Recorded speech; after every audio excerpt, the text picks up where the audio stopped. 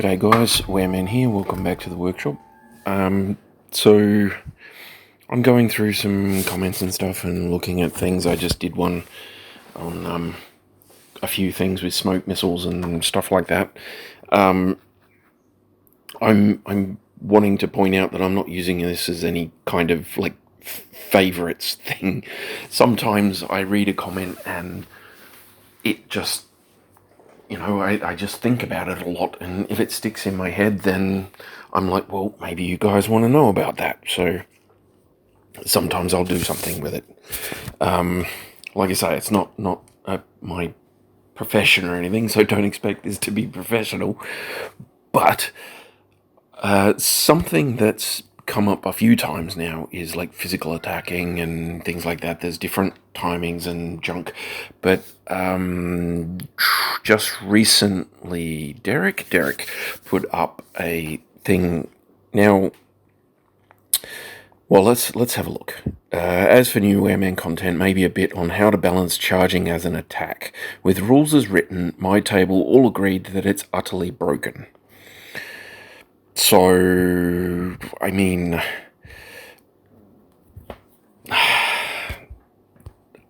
broken is a really strong word for me as far as gaming systems go.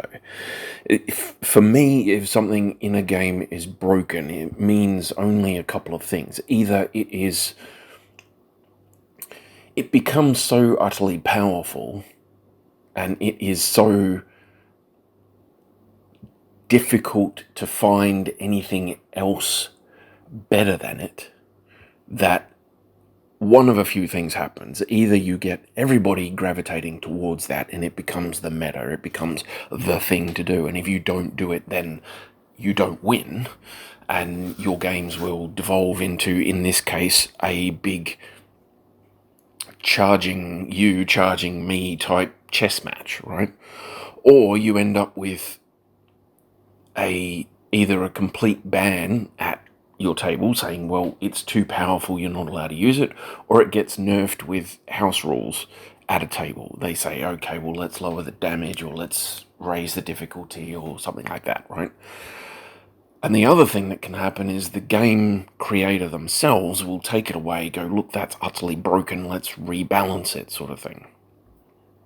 So, I mean, charging, as far as I know, hasn't changed that much since BattleTech began. I mean, Adam might be able to help out here with like some sort of idea on what's happening, maybe in a comment or something, but I don't think charging has changed that much since I started playing BattleTech. So, I mean, I think they've had enough time to figure it out, and I've gone through the rules in Total Warfare, the version that I've got of Total Warfare, which we've already established could be a little bit old, so brace yourselves. But I've also gone through Game of Armored Combat, the rulebook that came in the box set, and the charging rules seem to be pretty much the same, basically exactly the same. They've rearranged a few things, they've defragmented some stuff, made a few things clearer. They've actually made it to manage to make something less clear, but it's, this is a thing. So I thought today I'd go through charging. Now, we have done a video on charging. Hopefully this won't be too long. I have done a video on charging with Adam. We did a physical attack series, and I'm pretty sure we did charging and pushing at the same time, or something like that, charging and DFAs, or maybe we just did charging by itself. I think we might have just done charging by itself. Now, I think we messed up there. I think I might have done the damage system wrong. So any of you who are watching regularly, you'll have to double check that for me and see. I think I did it wrong, and we'll get to that at some point. But what I want to do right now is just go through the rules as clearly and effectively as I can, and we'll see if we can find where the brokenness lies. Now, to Derek, and to anybody at your table who's listening to this as well, I would be I mean, I'm not going to try for engagement here and say, well, go and comment on the thing with the things. Just in your own head, think about why you think charging is broken, right? Why? What's the reason behind it, okay? Is it the damage level? Is it the difficulty or the lack of difficulty? Is it the fact that you guys seem to see them all the time? What is it that is broken about charging for you guys? Keep that in your head, and then we'll go through this, and at the end of it, we'll see if anything's changed. Feel free to chuck a comment down, but you don't have to. It's fine. I just want to know if it's changed anything. Now, there were some comments from other people around the place on our stuff and other stuff. I'm not just like exclusive to our stuff, and I assume you guys are out there watching as much BattleTech content as you can find, which is a good thing. Get into it. Subscribe to the channels, like them, comment, whatever you're doing, right? Find some good ones that you like and get into it. I mean, we'd prefer you stay with us, obviously, but watching lots of different stuff means that the community grows, so do it.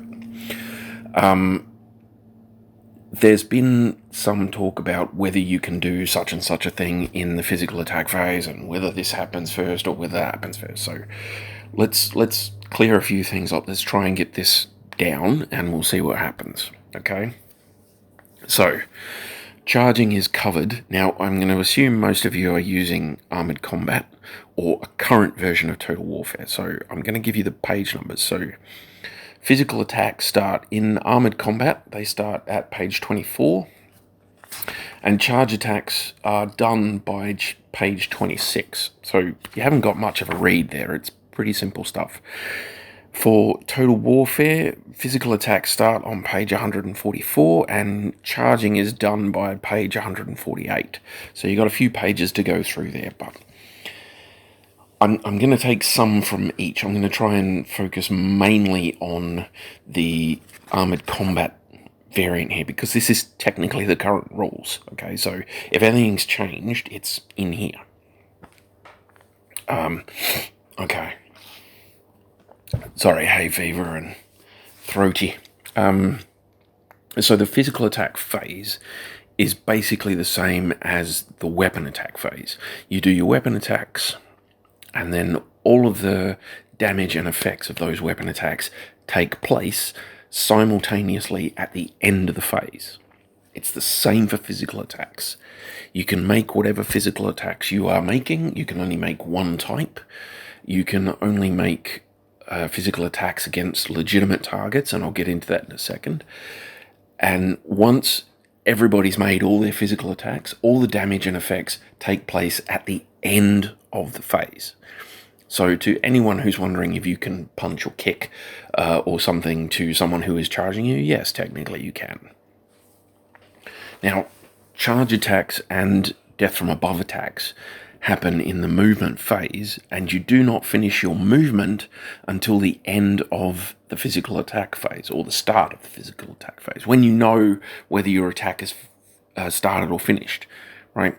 So at the end, when you know everything's happened and all the effects take place, your movement ends.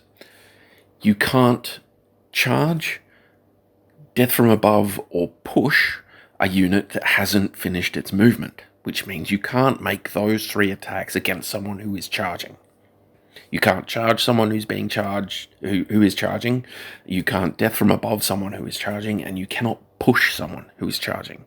But that leaves you kicks and punches, and hatchets and swords and flails and all the other stuff, okay? Which means that if you are the victim of a charge and you get to the physical attack phase, then yes, you are allowed to either kick or punch, assuming you haven't used your legs for something else, like weaponry, or your arms for something else, like weaponry, okay? So, now, I don't want this to turn into me sounding like I'm, like, saying don't charge, right? I'm not trying to advocate for people leaving this alone. I think it's a fantastic piece of stuff, right? It is extremely powerful. I would not say broken. Like I say, for me, broken has some fairly specific connotations. This is extremely powerful, extremely damaging in the right circumstances, and again, in the right circumstances, it can be extremely useful, but it can also be kind of hard to pull off. And there are some fairly specific circumstances in which it is useful, okay? So, I don't know. I think maybe it's one of those ones that you have to make your own mind up. And that's why I'm saying you keep in your head why you think it's broken, and then let's see if it's still broken at the end of this, okay? So, what you have, let's look at an ideal charge, okay? The damage from charges can be extremely high. I'm looking at just off the top of my head stuff. The charge damage is your tonnage divided by 10, multiplied by the number of hexes you moved through, right? And then rounded up. Okay, and that order is important. So it's your tonnage divided by 10, multiplied by the number of hexes you move through, and rounded up. Okay? The order it happens in is important.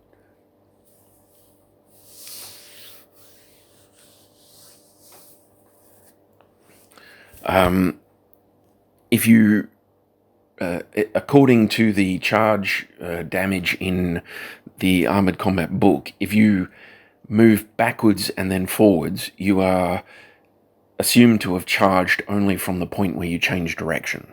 Okay, so that's an important one to remember, but it is your weight divided by 10 multiplied by the number of hexes moved, not movement points spent.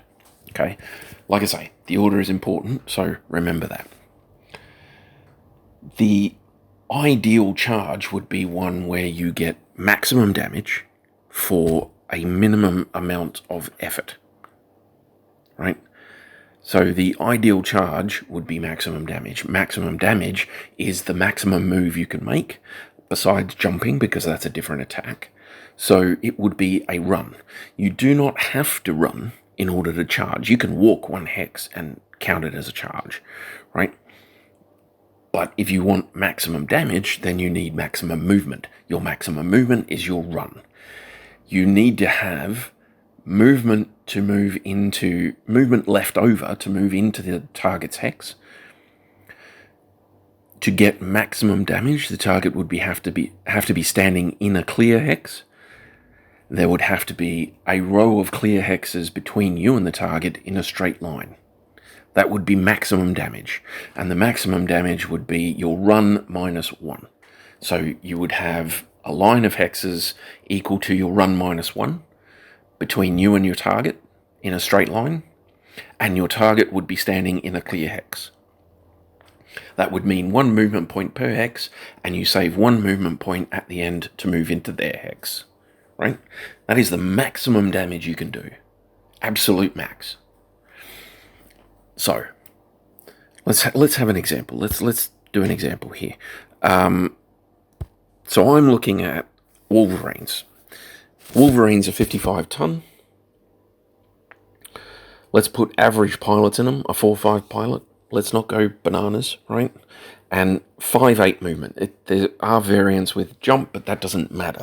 We're not DFAing here, we're charging. So 5-8 movement. That means his maximum damage is across 7 clear hexes in a straight line, with his target standing in a clear hex on the 8th hex. On the 8th movement point, he moves into their hex. So, let's look at some numbers. Let's put 2 Wolverines on the battlefield. One of them moves forward, he wants to shoot, he wants to get some low target numbers, so he just walks, right? He wants to get into a reasonable range, so he walks forward towards his enemy, another Wolverine. So Wolverine 1 moves 5 hexes forward and ends up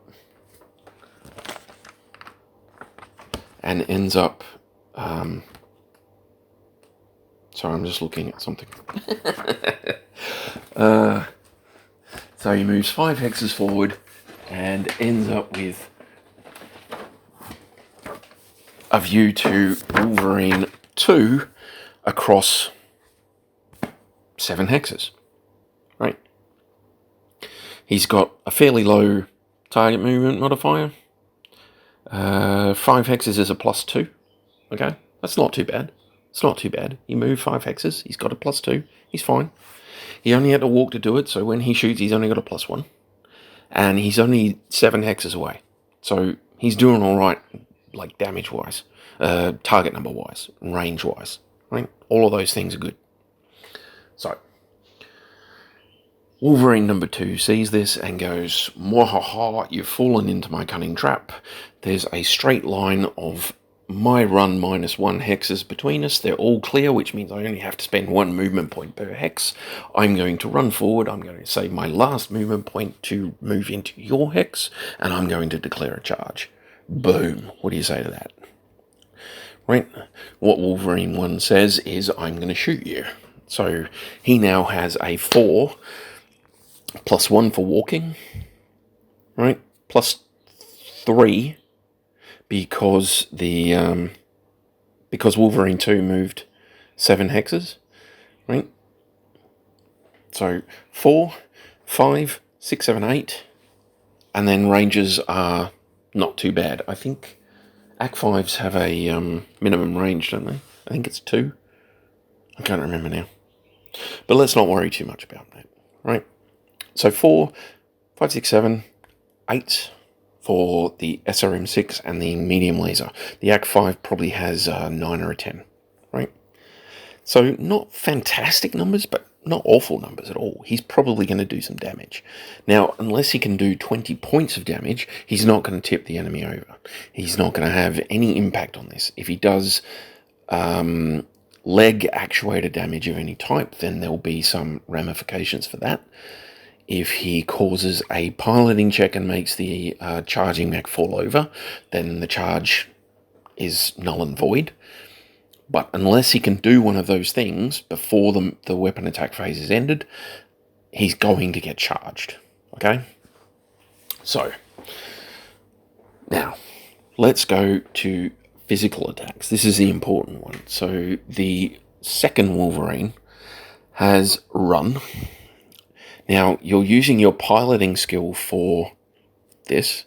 So it's a 5, right? +2 because he ran. That's 6, 7. 8, 9 because of the 5 hexes Wolverine 1 moved, right? 9s. And that's it, right? So this is a fairly basic running charge, and he needs a 9 to pull it off, okay? So, I mean, that isn't an awful number. It's not, like, terrible. You can do pretty well with that. But it isn't ideal, if you ask me. It's not fantastic. I'd prefer something like a 7 or an 8 if I could, but a 9 it's doable. Let's say he manages it. Let's say he gets it, right? Now, what happens next? The second Wolverine does damage equal to his tonnage divided by 10 multiplied by the distance he moved, rounded up. So 55 divided by 10 is 5.5. 5.5 times 7 is 38.5. Rounded up is 39. Now, what you might find is, and what I think I said in the actual charge video, I kind of have those numbers in my head when I'm using a unit a lot. I kind of have that tonnage divided by 5 and tonnage divided by 10 rounded up number in my head, or I move straight to that whenever someone mentions it, or a piece of rule mentions it. And I think I may have oopsed there and rounded up before I multiplied. Now, if you round up before you multiply, this would become 6 by 7, which is 42. So there's only 3 points in it, right? And it isn't that big a deal, but it is one extra grouping. You're splitting these into 5-point groupings. So it's an extra grouping which is not a good thing. It's an extra location roll, an extra chance to get a 2 or a 12, right? But I would just make sure everybody's on the same page with that damage calculation, because it is important, I think. It isn't a huge difference, but it can be the difference that either destroys or leaves you alive. So, you know.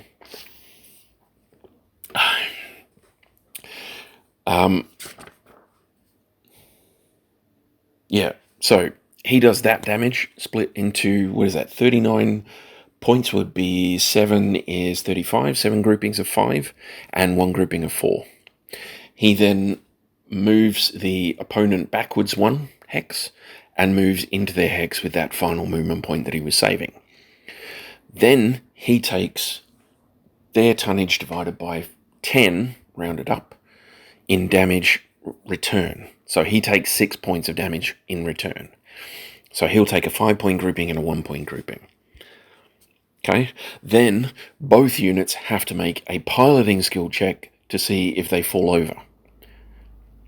Now, this is a standard piloting skill check, so normal piloting skill modifiers apply, gyros, all that sort of jazz, and also a +2, which means he's got a bare minimum of a 7 to beat if he wants to not fall over, and his opponent has to make the same roll, right? You both have to make it on a successful hit.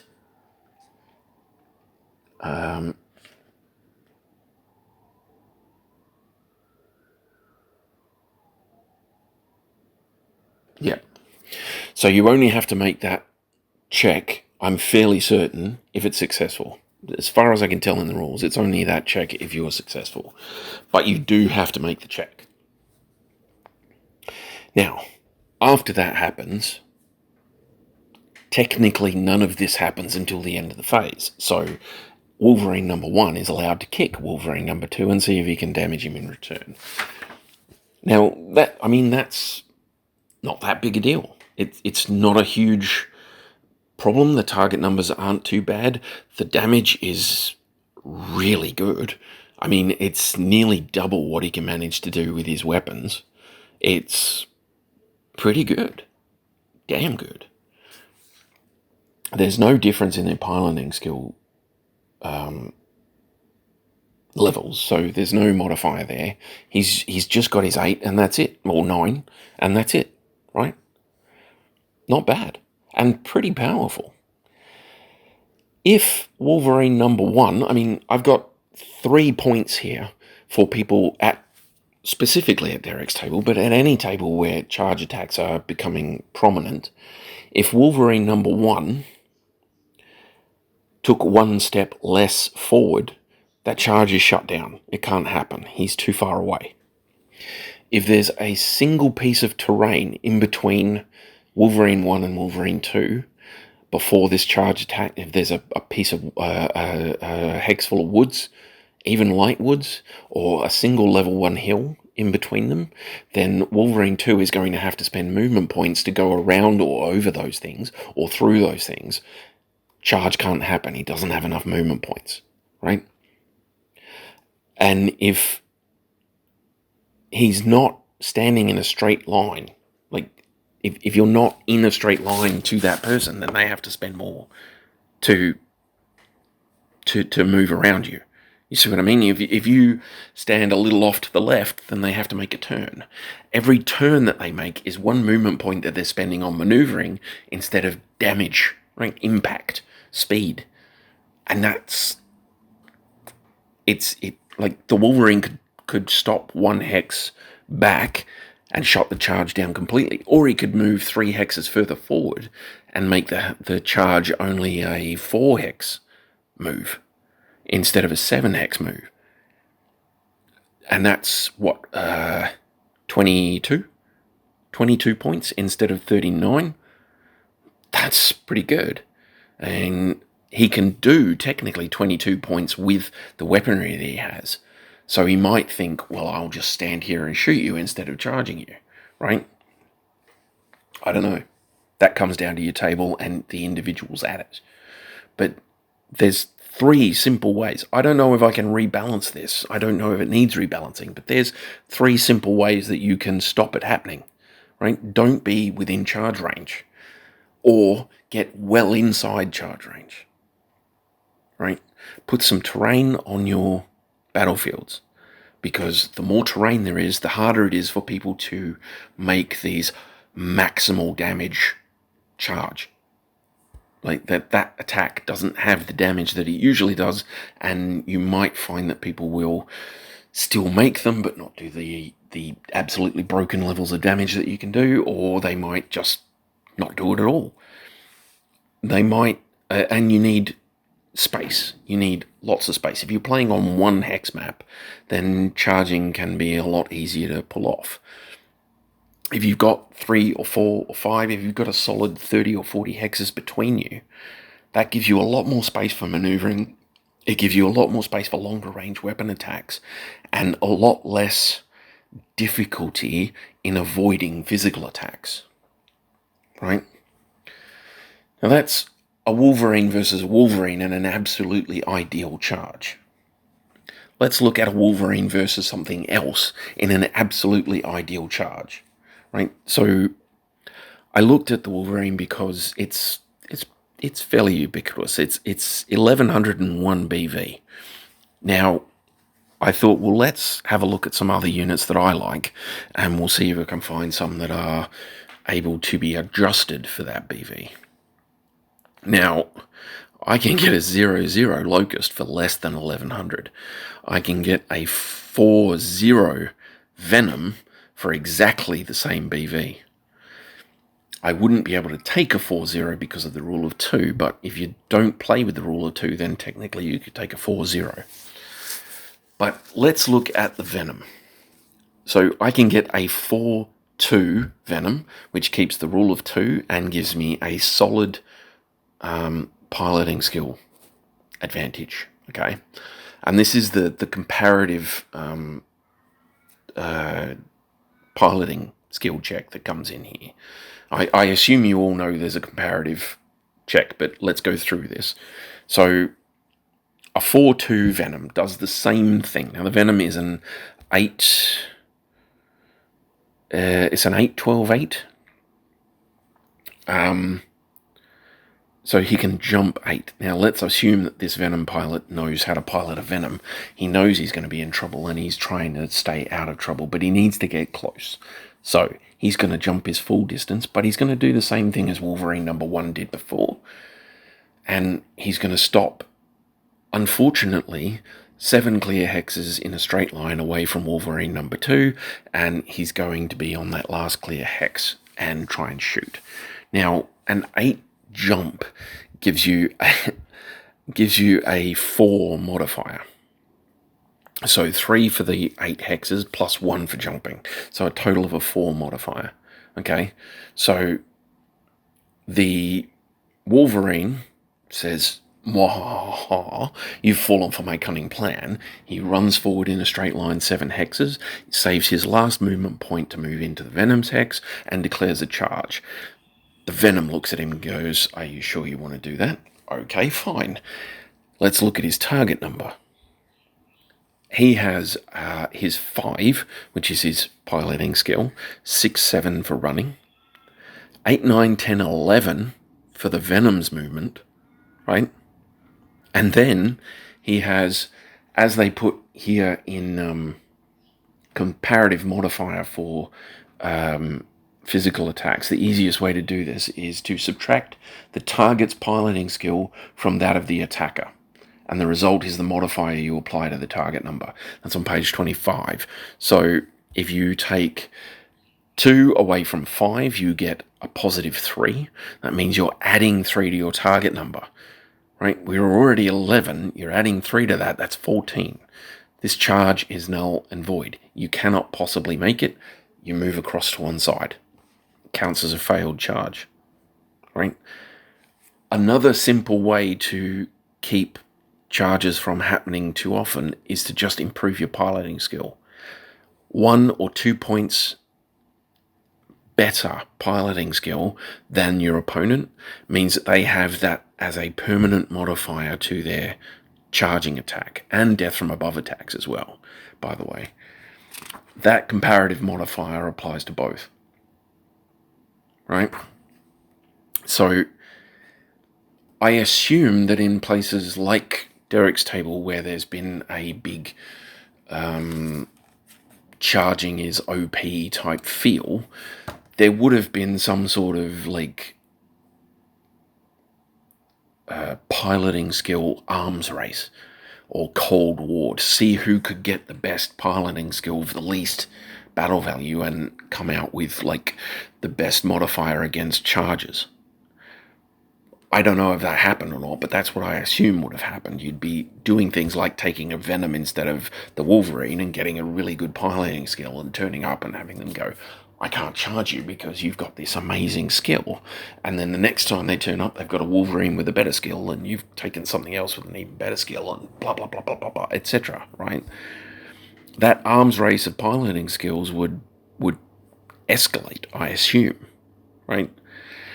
But that is another way to shut down charges, is to just take a better piloting skill for your units. Take maybe a slightly lower BV unit, like Locusts, Venoms, Wasps, Stingers, Jenners, all that sort of stuff in the like light to low medium range against people who generally take bigger, chunkier units and then charge with them. Take a lighter, faster, but still reasonable unit and use that BV difference to improve your piloting skill. I think it's probably one of the best ways because, well, ideally you don't want the charge to happen in the first place. So maneuvering is key. If you know how fast your enemy is, then you know how far away you need to be to shut down a charge. Right? You can count whatever you want, whenever you want. There is pre-measuring in BattleTech, so you don't have to worry about like not being able to know how far away you are if you land here or anything like that, right? You can say, okay, well, I'm pretty sure you've got an 8 run, so I'm going to count from there. 8 movement points gets you to here, so I'm going to stand 1 hex further back. And you've shut down charging. That's what I mean.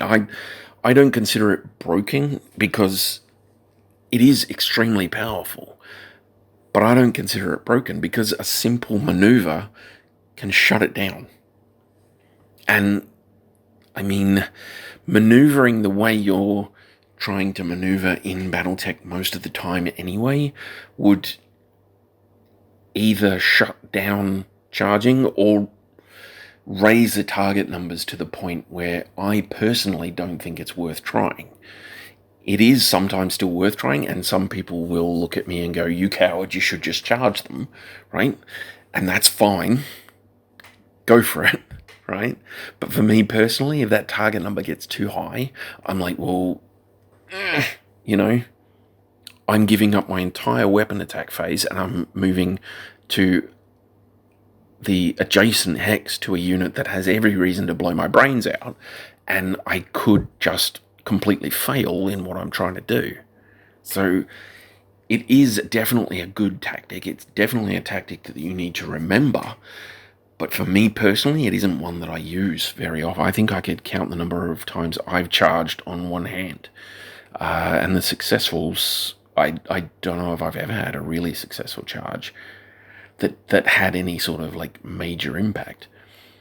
But the flip side of that is that charging can have a huge impact. If your opponents have a tendency to do the edge of the world cheese thing, where you're having trouble and you put your back to the edge of the map, something that nobody can get behind, if you put it on that edge hex and then face inwards, then they can't get behind you and hit your rear armor.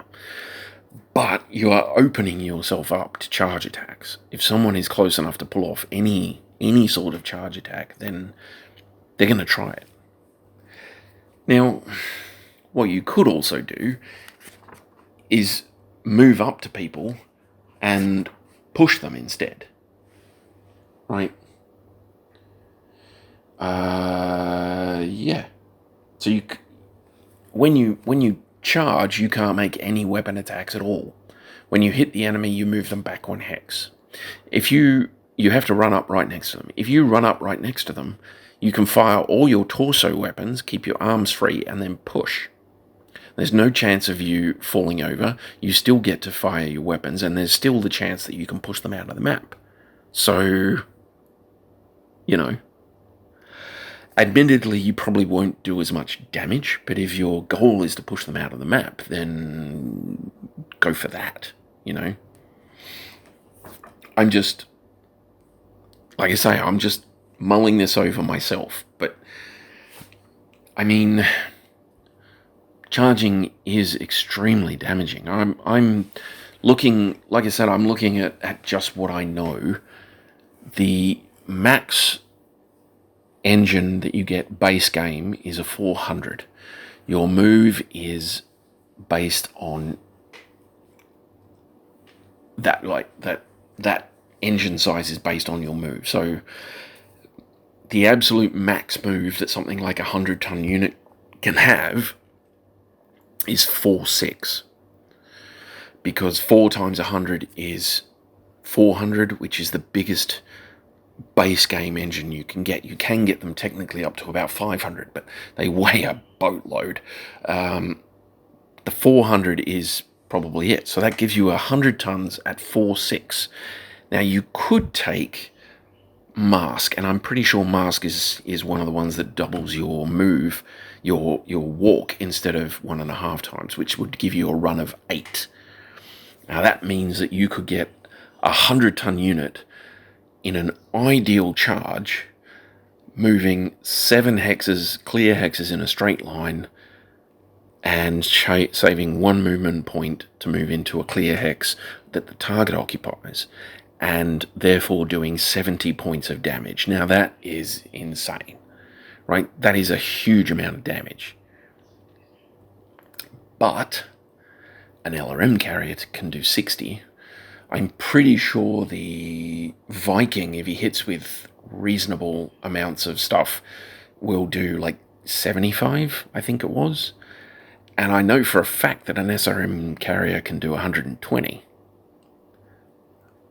I think you'd probably max out your charge damage somewhere around 70 or 80. I think that's probably...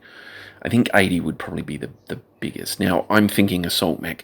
I'm sure there's some shenanigans you can get up to with like 50 or 60 ton mechs and XL engines and Mask and superchargers and all that sort of stuff, and probably push that a little bit, but I think you'd probably max out somewhere around 80. I don't think you'd get more than that much. Maybe you could push it up to 90 or even 100, but I doubt it. I think you'd probably max out somewhere around 80. But just base game and one optional rule can get you 70 points of damage. So, I mean, that is not nothing. That is a really powerful attack. Really powerful. But if they stop 9 hexes away from you instead of 8, then you don't have that attack. It's not something you can do, right? So, I don't know. I've been working this over in my head a lot and trying to figure out where the broken bit is. I think maybe it's the damage. I think maybe people look at the amount of damage that can happen from that and go, holy moly, that is huge, right? And that is. 70 points of damage is insane. That will wipe out a lot of units, right? And the fact that you can push people off the edge of the map just takes them completely out of the game anyway, right? But a little bit of forethought when you're maneuvering, and added to that some knowledge of your opponent and their units, can technically shut down charging completely.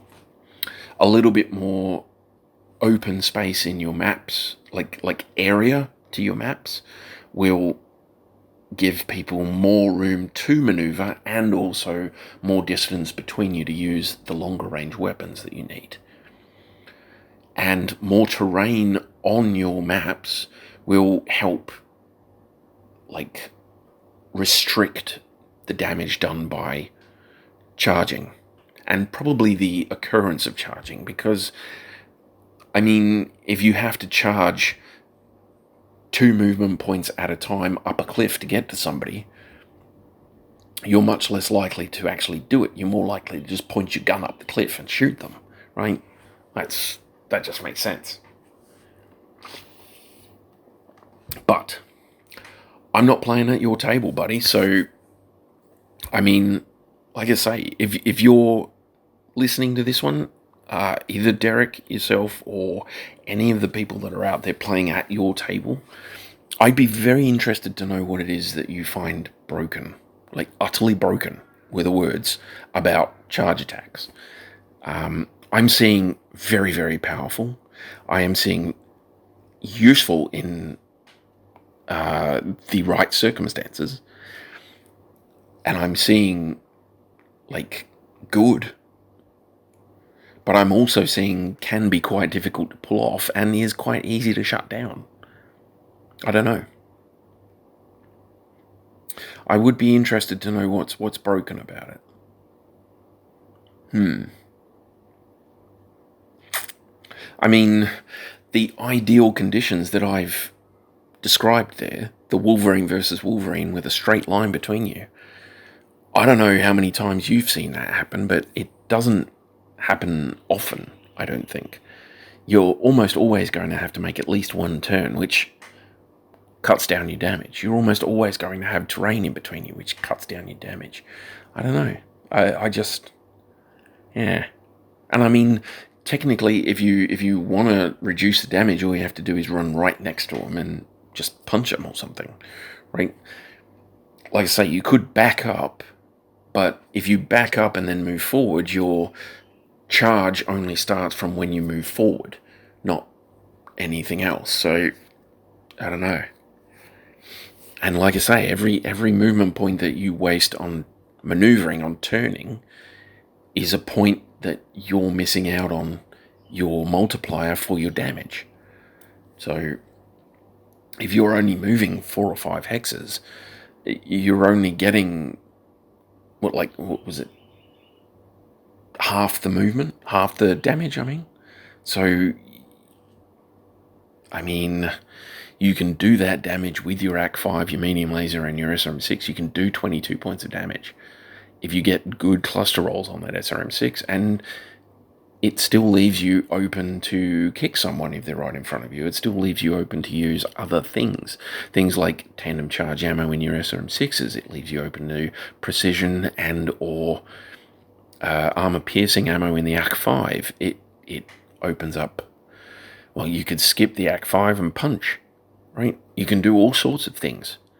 If you charge, you're committed to a charge. You can't make any weapon attacks. You can't do anything else. So, I don't know. Sorry, guys. This one's been a bit of a ramble, but, I mean, I've been trying to work it out. I've even got a page full of notes here, and I'm still, like, umming and ahhing about things.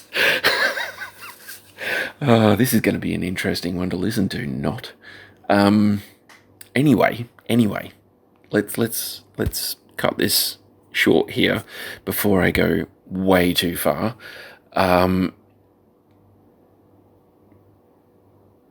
What we've got is charging. Ideal isn't always easy to pull off.